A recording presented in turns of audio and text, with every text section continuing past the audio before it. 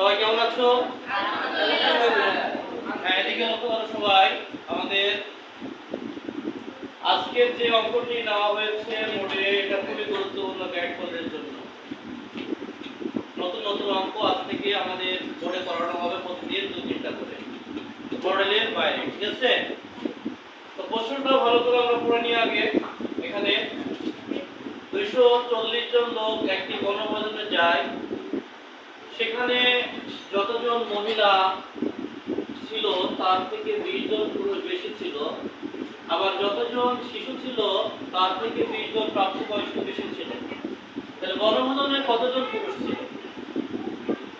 ঠিক আছে, তাহলে আমরা এখানে পুরুষের যে সংখ্যাটি দেওয়া আছে এই পুরুষের সংখ্যাটা ধরে সমাধানটা করার চেষ্টা করি। তাহলে সবাই লিখো যে মনে করি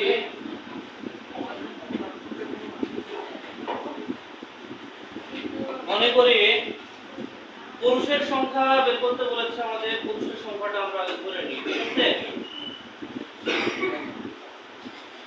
মনে করি পুরুষের সংখ্যা বা পুরুষ ছিল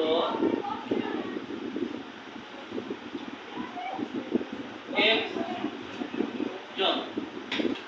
পুরুষ ছিল কতজন? x জন। তো যতজন মহিলা ছিল তার থেকে 20 জন পুরুষ বেশি ছিল। তার মানে আমি যদি পুরুষটা x জন ধরি তাহলে মহিলা কি হবে? 20 জন কমে যাবে। তাহলে আমরা এখন বলি এখানে যে মহিলা ছিল x মাইনাস কত? 20 জন। অর্থাৎ আমাদের পুরুষের সংখ্যাটি হচ্ছে আমাদের মহিলার চেয়ে 20 জন বেশি ছিল। যদি আমরা মহিলা ধরতাম তাহলে পুরুষ কত ছিল বলো তো? তাহলে x প্লাস 20 হতো। আর এখানে যেহেতু আমাদের কাজ হচ্ছে যে পুরুষটা আগে ধরেছি, এজন্য মহিলার সংখ্যা 20 জন কমে দিয়েছে। এরপরে দ্বিতীয় কন্ডিশন দেখো কি লেখা আছে, যতজন শিশু ছিল তার থেকে 20 জন প্রাপ্তবয়স্ক। তার মানে কি মহিলা এবং পুরুষ এরাই হচ্ছে প্রাপ্তবয়স্ক। মহিলা এবং পুরুষ এরাই কি প্রাপ্তবয়স্ক। তাহলে শিশু ছিল, শিশু সংখ্যা ছিল। প্রাপ্তবয়স্ক বলতে এখানে কি বোঝানো হচ্ছে? পুরুষ প্লাস মহিলা। এই দুইটা সংখ্যা থেকে 20 জন হচ্ছে আমাদের কম।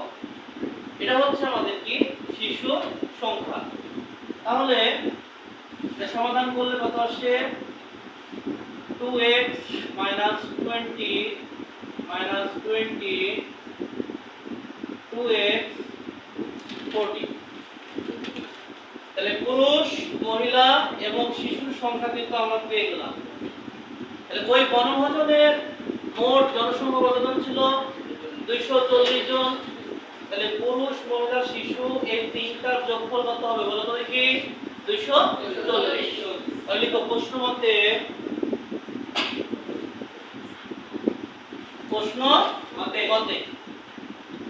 কি হবে? পুরুষের সংখ্যা, মহিলার সংখ্যা এবং শিশুর যে সংখ্যাটা দেওয়া আছে এই সবগুলোর যোগফল হবে কত বলো তো? 240। এখন আমরা সমাধান করলে x এর মানটা কিন্তু পেয়ে যাব। তাহলে x মানে কি? পুরুষের সংখ্যা। তাহলে x কতগুলো হচ্ছে? 1 1 2 2 আর 2 কত হচ্ছে?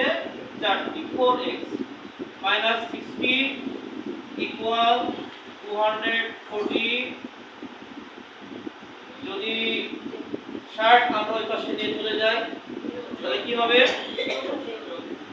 পজিটিভ হয়ে যাচ্ছে। তাহলে 4x equal কত? 240 আর 60 যোগ করলে কত হয়? 300 হয়। তাহলে 300 কে যদি আমি 4 দিয়ে ভাগ করি তাহলে কত আসবে? বলো। ভাগ 4 সমান সমান 75। তাহলে লিখে দাও পুরুষের সংখ্যা 75